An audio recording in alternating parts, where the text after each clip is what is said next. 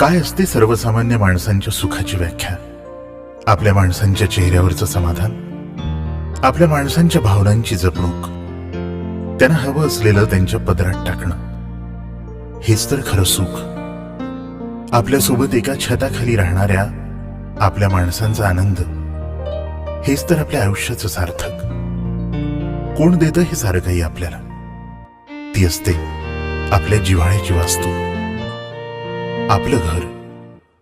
घर जे आपल्याला सुखवस्तू करतं. घर म्हणजे नुसत्या विटा मातीच्या निर्जीव भिंती नव्हे, तर घर म्हणजे मायेचा सजीव स्पर्श.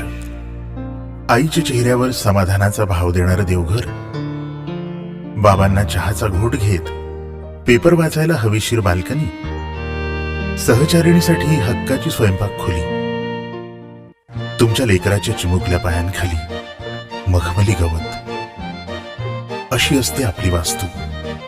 वास्तू जी प्रेम, जिव्हाळा आणि आपुलकी वृद्धिंगत करते.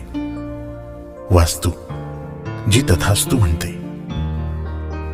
तुमच्या स्वप्नातल्या अशा वास्तूसाठी विश्वासाचं एकमेव ठिकाण श्री गुरु आनंद धाम.